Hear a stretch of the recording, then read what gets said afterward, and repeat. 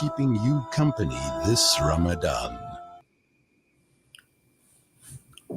Well, the time is just gone, 17 minutes to 5, as we continue with the Iftar drive on this 20th day of Ramadan.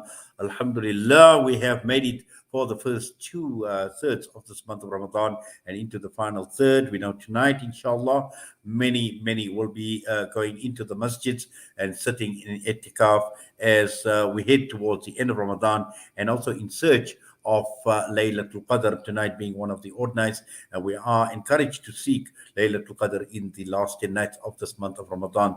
So Allah make it easy on each and every one of us, and at the same time give us the ability to exert ourselves that little bit more so that we enjoy the full benefit of this month of Ramadan. But right now we're going across to be joined by Gift of the Givers Director, Dr. Imtiaz Suleiman, and this comes against the kidnapping of Gerco van Deventer, and also this is now in Mali, and we've seen an article appear in the media talking about Gift of the Givers helping Ramadan would soften the hearts of Gerco van Deventer's kidnappers, and we are joined now by Dr. Imtiaz Suleiman. Dr. Imtiaz, Assalamu alaikum wa rahmatullahi wa barakatuh, Ramadan Kareem to you, and as always, wonderful talking with you. Walaikum salam, Inayat. Ramadan Kareem to you too, to all your listeners. 2/3 gone, but alhamdulillah, we still got 10 days, and let's take the blessings for the last 10 days. Inshallah, Ameen. Allah make it easy on each and every one of us. Allah grant us acceptance. But let's talk about this kidnapping. Gerco van Deventer, 47. He was kidnapped in 2017 while working as a paramedic in Libya. And we know that 8 months later, he was then taken into Mali.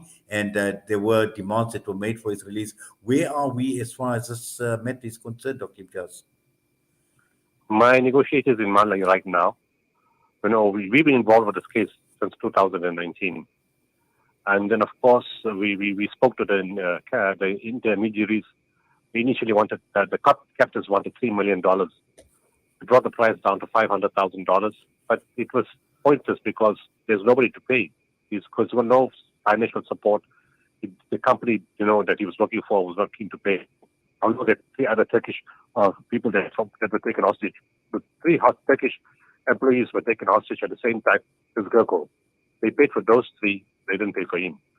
So he was left stranded. But of course, governments don't get involved. So when we got the price down, we came to a dead end because nobody could do anything about that. And then COVID came, and we got the floods and everything has died. Then this year in January, we got a video sent to us by the intermediaries. And in the media, Gerco was saying, please, can you help me? I want to come out. They've tried to get hold of the government. They can't get hold of the government. I didn't want to get home. Anybody, please help me. Still, we were stuck because nobody can pay. Then about 2 weeks ago, we get a message from intermediaries again to say a French citizen has been released. So we think what they're going to do with us. Then 2 days later, a radio station calls us and tells us that the French citizen tells them that while he was in captivity for 2 years, the last 6 months he was with Gerco. And Gerco has told him, please send a message out. I want to come home. I want to get out. Can somebody help me? Can anybody help me?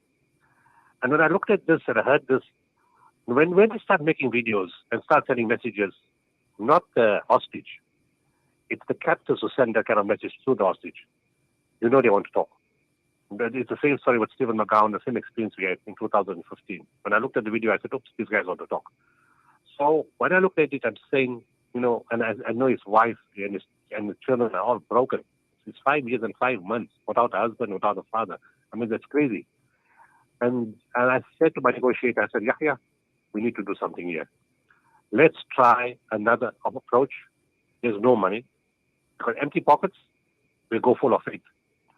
And we asked them to release Gerco, in Ramadan or through Ramadan, unconditionally, fi sabilillah, taking no money. If they had money, they wouldn't have kept him. They wouldn't have kept him for 5 years and 5 months. The family would have paid a long time ago. Obviously, they don't have money. That's why I'm still staying with you guys. So Yahya said it's fine. He likes the idea. And we made a video for the wife making a request. And the son also made a video making a request, to release him unconditionally. Those videos were sent across last week. Exactly, I flew to Mali on Saturday night, got to Bamako on Sunday. On Monday, called the main guy that works with us or helps us, the intermediary, but he's on Umrah. So he said, look, after Eid, I'll be back. Please don't go to South Africa. Wait for me. We'll see what we can do. And in the meantime, the other intermediaries who've been sending us the videos and have been sending us all the messages, he met some of them last night. I don't have the feedback yet, but that's what we said. Yes, Dr. Imtiaz, in fact, just from what you're saying, and it's clear that your approach is one where, they should act with mercy to soften their heart, especially in this month of Ramadan, once they get this video that, these people don't have many money, and it's out of the goodness of our heart that we are going to release him. Yes, and we're trying to help the best we can. It's not nice to see a wife so broken and the kids are broken, and the kids say they go to school. Other kids come with their parents, they come with their father. They got a father to play with, to give them advice, to assist them. This kid say, we have no father, nobody to play with us, nobody to be with us. We don't know when he's coming back. We don't know if he's ever coming back. It's a terrible situation to be in. Well, it certainly is. In fact, I know we've seen this over and over again, and we've seen a number of articles as well appearing in the paper where we've seen the wife pleading for help, and this has been going on for a long time. The government, is there absolutely nothing that the government can do, Imtiaz? Well, our government is financially strapped at the moment. You know that. There's so much expenses in the country itself. And, government said you don't talk to terrorists, they don't negotiate, they don't pay ransom, they tell all those kind of things. But whenever we got involved, I think they never came in the way. They always encouraged. They said, go ahead. We don't get involved. And you do what you can. This case, because there was no time to really talk to them, because when we saw the video, and the message last week, and the video was in January. Last week was a message from the French station. And then I said, look, because we've got nothing else to leverage with, there's no money, there's no communication, there's no contact, there's no company. The only thing we have is Ramadan. And we're going to wait for negotiations to talk to everybody. Ramadan will be finished. And, let's do it now in Ramadan whilst we can. So we quickly made the video. We sent it across last week. We said, okay, so we had another 10 days this week. If something can just strike them in the 10 days and they say, okay, you can go. But after Ramadan, it's going to be very, very difficult. Just looking at his condition after all these years, what's his physical and mental state, just from the videos that they've sent? The physical state is fine. We know Al Qaeda treats hostages very well. They're standard procedure. They will not harm you. They will not torture you. They will not shoot you unless you attack them or you try to. But even if you try to run away, they won't shoot you. It's only if you attack them or you get caught in a skirmish when somebody else is fighting with them and you get caught in the middle, there's a chance you can get shot. But other than that, they offer you the same food they eat. They offer you medical care, but it's medical care that's available in a desert sort of world-class hospital. They give you clothes when they bring clothes from the market. You can choose what you want. They give you water. They treat you kindly. They're good to you. They allow you to walk around. Now I learned a new thing, that he's allowed to listen to radio stations, which I've never before. So he listens to BBC, Voice of America, and Radio France International. They've got a choice of 3. And that's the first time I heard this in all the years of hostage business we've been doing. So they're generally very good to you because you're a commodity. You're worth a lot of money. Yeah. So they take very good care of you. And mental state, obviously, anybody in that situation, being away from their family, is not traumatized in terms of fear because you don't feel scared at all. You only feel scared when there's 2 groups engaging with each other and you can get shot in the process in the crossfire. And the other thing is, you miss your family, you miss your land, you miss your work. How's your wife surviving? How are your children surviving? You're not working. You're not sending money. All that kind of stuff affects you emotionally. Very hostages when they come home, someone they take them a long time to readjust to family life. Some commit suicide. Some can just never get back to society again. Different people react differently. Depends on their makeup, their resilience, the experience. So it's very different for everyone. Yes, just looking at the organization, looking at Gift of the Givers, Dr. Imtiaz, and getting obviously taking the lead in situations like this. And you mentioned early on with regard to the Stephen McGowan, and I think you and I had a chat regarding Stephen McGowan years ago when the whole issue was still playing out, and the same now in the case of Gerco. And looking at the organization, because in the absence of the government Sorry, not getting involved to the extent sound is it very should. complete. Sorry, Imtiaz. Hello? I can't hear you. Can you hear me? Hello. Now I can hear you. I can hear you. Okay. No, I'm just saying, looking at Gift of the Givers and your involvement as an organization in getting involved in matters like these. And we know that, from a humanitarian organization, you've done a lot more. Does this actually fall within your mandate? Or are you just now, just helping out because nobody wants to come forward and assist the families and those that have fallen prey to these type of kidnappings? Our mandate is very clear. Our motto says it. Khairun nas mayan nas.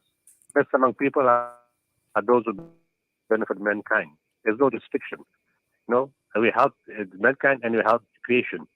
We provide fodder for cattle. We provide pet food for the dogs and cats wandering in a time of crisis in terms of floods. At the moment, we are looking for a hippo that's lost in Adelaide to make sure that nobody shoots it so we can take it back and save it and take it somewhere else. So wherever there's a need, whether it's man or animal, Muslim or non-Muslim, whether there's a crisis where people are in trouble, when they need, we're going to war zones, we're going to floods, we're going to earthquakes, we're going to famine, we're going to hurricanes. We go where there's kidnapping situations, because at the end of the day, in all these categories, somebody is suffering. And our job is try to reduce suffering or to find a solution. So it doesn't matter what the circumstances are. What we can do, we will try. We're not always going to succeed, but at least we try. And in this case, it's a very difficult situation because there is no money, no government support, no company support, no family support, and also the fact that they bought him from another group in Libya means they spent money. In that situation, they want their money back because they paid for him. Now they want that money back. And then sometimes old people say yes, then young people say no. You can't send him out for free, you got to pay. And sometimes when the normal indigenous people, the Tuareg people say, it's fine, it's Ramadan, it's okay. Then the man had for 5 years, 5 months, nobody could pay. He probably got no money, and for another 5 years he's going to stay here. Cut our losses and let him go. But the foreign groups, because remember, Al-Qaeda is made up of the indigenous people in Mali and groups that come from other countries. If those people say, no, we can't release him for free, that makes it complicated. But I think in this time, it's the predominant group or the predominant mentality is of the indigenous Mali. And they generally are softer people. And we're hoping in the month of Ramadan, it's all in Allah's hands at the end of the day. We can just make the effort, make the call, make the intervention. Whatever happens in Allah's hands, and you hope for the best. Well, inshallah, we certainly make dua that, everything turns out to be the best. And also, our duas are with you, Dr. Imtiaz Suleiman, and Gift of the Givers. Alhamdulillah, Allah subhanahu wa ta'ala has blessed you and the organization with the wonderful work that you have been doing and the difference that you've made in the lives of people and serving humanity in every sense of the word. And for that, Allah accept, Allah reward all your efforts. Allah grant you a long life, inshallah, to continue with the wonderful work, Dr. Imtiaz. I have a request. Everybody listening to your program. It's odd nights coming. All of them make sincere dua for us to take this man out. Our people, Muslim people, are holding somebody else against their will, which is not correct. And this is not the right thing. It gives a very bad name to Islam and Muslims. We pray and we ask everybody to pray for Allah to intercede with His mercy and allow this man to come out. His wife and his children are waiting for him. Inshallah, Ameen to that, and we definitely will make out that call for du'as to be made. But for now, Dr. Imtiaz, Jazakallah as always for your time. We wish you well. Assalamu alaikum wa rahmatullahi wa barakatuh. Wa alaikum salam wa rahmatullahi wa barakatuh. Dr. Imtiaz Suleiman was us, Gift of the Givers, and intervening as far as the release of Gerco van Deventer goes. And as Dr. Imtiaz mentioned, that this is the month of Ramadan and the captives are Muslim, and we make dua that, and we all need to make the dua that Allah subhanahu wa ta'ala softens the heart of the kidnappers, and irrespective of who is being kidnapped at the end of the day, this is someone that is taken against his will, for the wrong reasons, away from his family, away from his children, and he deserves to be back with them. So we continue making dua for that. The time is just gone, 2 minutes to 5, and we come back. We still have got a fair amount to unpack from now or for the next hour on Iftar Drive right here on Salam Media.